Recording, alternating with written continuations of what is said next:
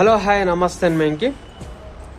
నిన్నైతే గ్రామ సర్పంచ్ ప్రమాణ స్వీకారం అయితే కంప్లీట్ కావడం జరిగింది. ఇంకా వీళ్ళ పరిపాలన వచ్చేసి 3 years ఉండడం జరుగుతుంది. ఈ 3 yearsలో ఈ ఎంపీటీ సెలెక్షన్ కాలే, జెడ్పీటీ సెలెక్షన్ కాలే, మున్సిపాలిటీ ఎలక్షన్ కాలే. ఇది ఒక సంవత్సరం వేసుకుంటే వాళ్ళు పనిచేయవలసింది 2 yearsలే. ఈ 2 yearsలా మళ్ళా ఎన్నికలకు, అసెంబ్లీ ఎన్నికలకు పోతే వీళ్ళు పనిచేయవలసింది గట్టిగా 1 సంవత్సరమే.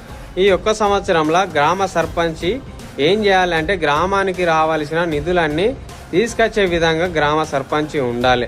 లేకపోతే ఎమ్మెల్యే దగ్గరికి వెళ్ళి నిధులు బతిమిలాడో బామాలో తీసుకొచ్చుకోవాలి. ఆ ఎమ్మెల్యే శాంక్షన్ చేయకపోతే రోడ్ల మీద ధర్నాలు చేసి ఆ గ్రామానికి నిధులు తీసుకొచ్చే విధంగా గ్రామ సర్పంచ్ ఉండాలి. 42% బిల్లు రిజర్వేషన్ ప్రవేశపెట్టకుండా కేంద్రం నిధులు ఎన్నిక్కిపోతాయనే ఉద్దేశం కొద్దీ మన రాష్ట్ర ప్రభుత్వం తొందరగా ఈ ఎన్నికలు అనేది జరపడం జరిగింది.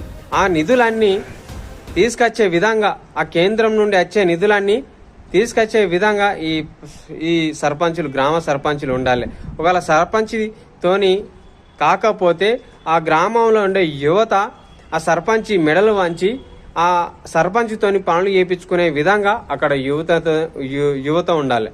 అక్కడ యువతతోనే ఏదైనా సాధ్యమవుతుంది. సో అని తెలియజేసుకుంటూ మేము థ్యాంక్ యూ. నా ఛానల్ లైక్ చేయండి, షేర్ చేయండి, సబ్స్క్రైబ్ చేయండి. Thank you.